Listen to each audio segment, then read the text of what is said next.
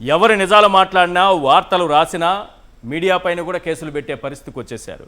ఈ అక్రమ కేసులు పెడుతున్నటువంటి పోలీసులకి చంద్రబాబు చెప్పింది వింటున్నటువంటి ఆ కొందరు పోలీసులకు కూడా ఇదే సూత్రం వర్తిస్తుందా అనే అంశం పైన కూడా మనం మాట్లాడదాము. కాసేపు తర్వాత మీతో మాట్లాడతాను. ఎస్ మధుసూదన్ రెడ్డి గారు, నకిలీ మద్యం స్కామ్తో కర్మ రిటర్న్స్ అన్నది బాబు కంటికి 70 mm పిక్చర్లో కనిపిస్తోందా? ముందుగా మీకు సాక్షి టీవీకి, తెలుగు ప్రజలకి, ముఖ్యంగా వైఎస్ఆర్ కాంగ్రెస్ పార్టీ కార్యకర్తలకి నా నమస్సుమాంజలి. అదే అన్నప్రసాదానికి నా నమస్సుమాంజలి. ఈరోజు కర్మ అనేది ఖచ్చితంగా ఒక న్యూటన్ లాంటిది. మనం ఏం చేసినా సరే దానికి ప్రతిచర్య అనేటువంటిది ఈ ప్రకృతి ఇవ్వడం అనేది ఆనవాయితీ. ఓకే, చంద్రబాబు నాయుడు దానికి అతీతమైనడేం కాదు. కాకపోతే చంద్రబాబు నాయుడు మీద ఒక నానుడి జనాలు ఆంధ్ర రాష్ట్రంలో యావత్ ప్రపంచంలో కూడా పోతుంది. ఎందుకంటే నిజం చెప్తే నీ తల 1000 వచ్చులవుతుంది అనేటువంటిది ఒక ముని శాపమంట ఆయనకి. అందువల్ల ఆయన నిజం చెప్పడు. అది ఆయన సృష్టి ధర్మం. అది ఆయన పుట్టుకలో ఉండేటువంటి సృష్టి ధర్మం. నిజం చెప్తే ఆయన తలకాయ పగిలిపోతుంది. ఆయన తలకాయ పగలు కొట్టుకోలేడు కదా. అందుకని ఎవ్రీథింగ్ ఈజ్ లైక్ ఆయన ఎప్పుడు అబద్ధాలు చెప్తుంటాడు. ఆయనకి వచ్చింది అబద్ధాలు. అందుకే 4 సార్లు ముఖ్యమంత్రి కావడానికి కూడా ఆయన చేసినటువన్నీ అబద్ధాలే. ఎన్టీఆర్ని వెన్నుపోటు పడడం అబద్ధమే, ఆ తర్వాత రెండోసారి కుటుంబ పాలకుల్ని వెన్నుపోటు పడడం అబద్ధమే, మూడోసారి అదేవిధంగా ప్రజలకి అబద్ధ హామీలు ఇచ్చి 600 హామీలు ఇచ్చి రాజకీయం చేయడం అబద్ధమే. అదేవిధంగా ఆయన ముఖ్యమంత్రిగా ప్రతిసారి ప్రమాణ స్వీకారం చేసినప్పుడు కూడా అన్ని అబద్ధాలతోనే వచ్చాడు. కర్మ రిటర్న్స్ చంద్రబాబు నాయుడుకి ఏ విధంగా అనేది అసలు ఆయన 2014 తర్వాత ఆయన ముఖ్యమంత్రి అయిన తర్వాత ఆయన తెలుసుకో ఉండాలా. కానీ ఆయన ఇంకా కూడా ఆయన తెలుసుకోవాలి, అదే భ్రమలో ఉన్నాడు. ఎంతమంది ఎమ్మెల్యేలు అయితే ఆయన వైఎస్ఆర్ కాంగ్రెస్ పార్టీ నుంచి తీసుకున్నాడో, ఎంతమంది ఎంపీలను అయితే ఆయన వైఎస్ఆర్ కాంగ్రెస్ పార్టీ నుంచి తీసుకున్నాడో, అదే ఎమ్మెల్యేలని అదే ఎంపీలని ఆయన గెలుచుకున్నటువంటి పరిస్థితి మనం చూడాలి. ఇది కర్మ రిటర్న్స్. అదేవిధంగా ఇప్పుడు ఎలక్ట్రిసిటీ ఉంది. బాదురే అంటూ ఎప్పుడు పడితే అప్పుడు జగన్మోహన్ రెడ్డి మీద ఒక దుష్ప్రచారం చేసినటువంటి చంద్రబాబు నాయుడు ఈరోజు ఏం చేస్తూ ఉంది, ఎలక్ట్రిసిటీ రెగ్యులేటరీ బోర్డే అక్షంతలేసి, ముఖ్యమంత్రి నువ్వు ప్రజల్ని మోసం చేస్తున్నావు, నువ్వు కట్టించుకున్న బిల్లులను వెనక్కి ఇవ్వనటువంటి సందర్భాలు ఎక్కడ కనిపించవు. కరెక్ట్. అది ఇప్పుడు కట్టించిన బిల్లులు కూడా వెనక్కి ఇవ్వనేటువంటి ఒక నీచమైనటువంటి పరిస్థితి చంద్రబాబు ఎదుర్కోవాల్సి వచ్చింది. ఇది కూడా గొప్పగా ప్రచారం చేస్తున్నారు. దాన్ని ఏం గొప్పగా ప్రచారం చేస్తున్నారంటే ఇది టీవీస్ లో, ఈ యొక్క పత్రికల్లో చాలా అనుభవజ్ఞుడు చంద్రబాబు నాయుడు గారు. ఆయన అనుభవం వల్ల ఎలక్ట్రిసిటీలో ఉన్నటువంటి మార్పులు వచ్చి, ఆ మార్పుల వల్ల ఈ యొక్క లాభాలు వచ్చాయి, ఈ లాభాల వల్ల మేము తగ్గిస్తున్నాం అనేటువంటి ఒక దుష్ప్రచారం వల్ల దానికి పాజిటివ్గా తీసుకుని ప్రచారం చేస్తున్నారు. ఇటువంటి ప్రక్రియలను కూడా చంద్రబాబు నాయుడు బాగా గమనించాలి. అదేవిధంగా మనం వాహన మిత్ర అనేటువంటి ఒక ఇది జగన్మోహన్ రెడ్డి గారు వేశారు. ఆ రోజు యువగంగాళం అనేటువంటి ఒక కార్యక్రమంలో మన లోకేష్ గారు, యువగంగాళం నాకు నోరు తిరగదండి, అది యువగంగాళం అంటున్నాను, యువగళం నాకు నోరు తిరగదు, అందుకని యువగంగాళం అంటున్నా. ఆ యువగంగాళం పాదయాత్రలో ఆయన వాహన మిత్రలో 13,000 మంది ఆటో డ్రైవర్స్ ఉన్నారు. అదే 13 లక్షల మంది ఆటో డ్రైవర్స్ ఉన్నారు. ఈ ఆటో డ్రైవర్సే కాకుండా వాళ్ళు క్యాబ్ డ్రైవర్స్ కూడా ఇవ్వాలా. అదేవిధంగా హెవీ లైసెన్స్ కలిగినటువంటి లారీ డ్రైవర్స్కి, టిప్పర్ డ్రైవర్స్కి అందరికీ ఇవాళ వాళ్ళంతా కూడా వాళ్ళు డ్రైవర్స్ కదా అనేటువంటి ఒక పెద్ద స్టేట్మెంట్ ఆయన విచ్చలవిడిగా విసిరి పారేశాడు. పత్రికలు ఉన్నాయి కదా, ఒక రోత పత్రికలు, నీతి ఛానల్స్ ఉన్నాయి కదా, ఆ పత్రికల్లో విచ్చలవిడిగా విసిరి పారేశాడు. కానీ ఏం చేశాడు ఆయన? ఇచ్చాడా? ఎంతమందికి ఇచ్చాడు? 2,90,000 మందికి ఇచ్చేసి చేయి జరుపుకొని నేను వాహన మిత్రం చేసేసాను. ఇది కర్మ రిటర్న్స్ కదా. ఆ రోజు జగన్మోహన్ రెడ్డి చేసింది ఇదే కదా. అదేవిధంగా ఇంకొకటి నిస్సిగ్గుగా చెప్పాలి, నాకైతే సిగ్గేస్తూ ఉంది చెప్పాలంటే ఈ కార్యక్రమాన్ని గురించి తలుచుకుంటే నాకు ఒళ్ళు గగురు పొడుస్తుంది. ఏంటంటే చంద్రబాబు నాయుడు గారు స్టేజ్ మీద నిలబడుకున్నాడు, మన లోకేష్ గారు కూర్చో ఉన్నాడు.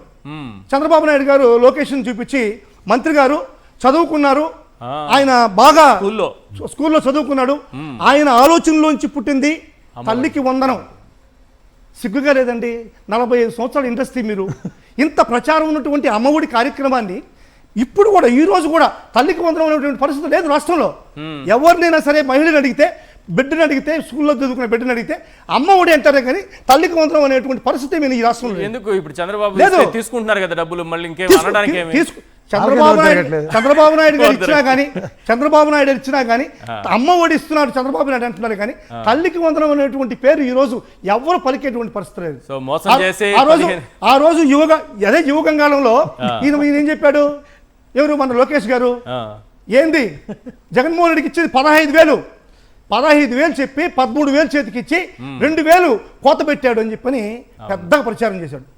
ఈరోజు నిస్సిగ్గుగా ఆ మంత్రి గారి ఆలోచనలో నుంచి పుట్టింది ఈ యొక్క తల్లికి వందనం అని చెప్పని 45 సంవత్సరాలు ఇండస్ట్రీ ఉండేటువంటి ఒక ముఖ్యమంత్రి చంద్రబాబు నాయుడు గారు అబద్ధం చెప్తా ఉంటే నాకు అసలు ఈ ఆంధ్ర రాష్ట్రంలో ఎందుకు పుట్టానని చెప్పని ఒళ్ళంతా కూడా గగురుపాటుకు వచ్చేటువంటి పరిస్థితి వచ్చింది నాకు. ఎందుకు ఈ రాష్ట్రం ఈ విధంగా అధ్వాన పాలు అయిపోయింది అనేటువంటి పరిస్థితి. నిజంగా ఈ రోజు నువ్వేం చేసావు, అదే 13,000 ఇచ్చావు, 2,000 ఏం చేసావు, కలెక్టర్ అకౌంట్లో వేసావు.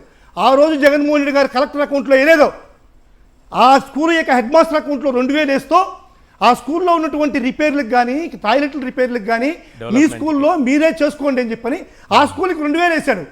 ఈరోజు కలెక్టర్ అకౌంట్లో వేశాడు. కలెక్టర్ అకౌంట్లో వేసిన ఆ డబ్బులు 2,000 రూపాయలు తిరిగి స్కూల్కి రావడానికి హెడ్ మాస్టర్ పోయి కలెక్టర్ అడిగే పరిస్థితి వస్తుందా? కాబట్టి 13,000 రూపాయలు 2,000 రూపాయలు ఇచ్చినటువంటి పరిస్థితి ఈరోజు ఏమైంది, అక్రమం రిటర్న్ అయింది. ఇప్పుడు ములకల చెరువు లిక్కర్ స్కామ్ పరిస్థితి కూడా మనం చూడాలి. అసలు మన రాష్ట్రంలో లిక్కర్ స్కామ్ అనేటువంటిది వైఎస్ఆర్సీపీ హయాంలో జరిగిందా, ఏ విధంగా అది వెలుగులోకి వచ్చింది ఒకసారి మనం నీతిగా ఆలోచిస్తే, ఎవరో ఒకడు అనామకుడు ఒక ఆయన ఈ ఈవీఎంలు మెయింటైన్ చేసి ఈవీఎంలు చేసేటువంటి ఒక ఐఏఎస్ ఆఫీసర్ ఒక ఆయన ఉన్నాడు, ఆయనకి ఒక లెటర్ రాశాడంట.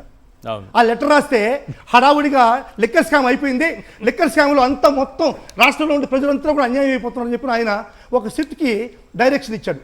ఆ డైరెక్షన్లో ఉండేటువంటి స్క్రిప్ట్ చంద్రబాబు నాయుడు గారు రాసినటువంటి ఒక సూత్రాన్ని మొత్తం టోటల్గా ఒక చరిత్రనంతా కూడా అభూత కల్పనగా ఒక మొత్తం దాని ప్రకారం చేస్తున్నారు. నిజంగా ఈరోజు నిజంగా సిగ్గేస్తూ ఉంది. అత్యున్నతమైనటువంటి హైకోర్టు పోలీసు వ్యవస్థని డీజీపీని నిద్రపోతున్నావా, ఈ పోలీసు వ్యవస్థను మూసేయండి అని చెప్పినటువంటి పరిస్థితి రాష్ట్రంలో ఏ రాష్ట్రంలో రాకూడదు, ఏ రాష్ట్రంలో కూడా రాలేదు. నేను మీ ద్వారా నేను చెప్తున్నది ఏంటంటే హైకోర్టు న్యాయమూర్తి గారికి ఒక చిన్న ఇది మీ ద్వారా నేను తెలియజేస్తున్నాను. అయ్యా హైకోర్టు న్యాయమూర్తి గారు మీకు నమస్కారం. పోలీసులు కానీ పోలీసు వ్యవస్థ కానీ డీజీపీ కానీ నిద్రపోవడం లేదు. చంద్రబాబు నాయుడు గారు ఇచ్చిన మత్తులో పడుకున్నారు. ఆ మత్తు ఎట్టాడంటే వాళ్ళకి వైఎస్ఆర్ కాంగ్రెస్ పార్టీ, జగన్మోహన్ రెడ్డి, మిథున్ రెడ్డి, శివరెడ్డి భాస్కర్ రెడ్డి ఈ విధంగా వీళ్ళ పేర్లే గుర్తుంటాయి. వైఎస్ఆర్ కాంగ్రెస్ పార్టీ నాయకుల పేర్లు, వైఎస్ఆర్ కాంగ్రెస్ పార్టీ, జగన్మోహన్ రెడ్డి పేర్లు మాత్రం గుర్తుంటాయి. ఆ మత్తులు టకటకలు వేస్తారు, వాళ్ళ ఇళ్ళకి పరిగిస్తారు. ఇంకేం లేదు, వాళ్ళకి నిద్ర కాదు, అది మత్తు. చంద్రబాబు నాయుడు గారు ఇచ్చిన మత్తు నిజంగా ఇప్పుడు నాకు అనిపిస్తుంది. ఇప్పుడు ఒకటి సార్ చిన్న ఇప్పుడు మన హోమ్ మినిస్టర్ గారు ఉన్నారు. హోమ్ మినిస్టర్ గారు కూడా ఏ విధంగా చేశారు, ఈ 17 మెడికల్ కాలేజ్ దగ్గరికి వెళ్ళి అన్ని మొత్తం ఆయన షూట్ చేసుకొని వచ్చి ఒక పవర్ ప్రజెంటేషన్ ఇచ్చింది. మంచిది, ఓకే, వెరీ గుడ్. ఈరోజు కూడా నేను ఆమెను స్వాగతిస్తున్నా. అమ్మా అనితమ్మ, మీరు మళ్ళీ పవర్ పాయింట్ ప్రజెంటేషన్కి ఎక్కువ రండి.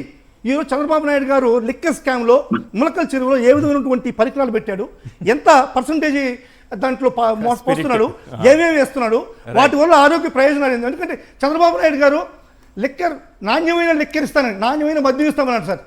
ఏ ముఖ్యమంత్రి కూడా నాణ్యమైన వైద్యం ఇస్తాడు, నాణ్యమైన విద్యుత్ ఇస్తాడు, నాణ్యమైన మద్యం ఇస్తానన్న చంద్రబాబు నాయుడు గారు నిజంగా ఒకే ఒక నిమిషం సార్, నిజంగా ఆయన ఇప్పుడున్నటువంటి లిక్కర్ తయారు చేసేటువంటి ఏ బ్రూవరీస్ కానీ నమ్మలా. అందుకే ఆయన సొంతంగా తయారు చేసి జనాలకి ఏ విధంగా అన్యాయం జరగకుండా సొంతంగా తయారు చేసి ఆయన మద్యాన్ని ఇస్తున్నారు. రైట్. శేఖర్ రెడ్డి గారు ఏంటి మీ పాయింట్?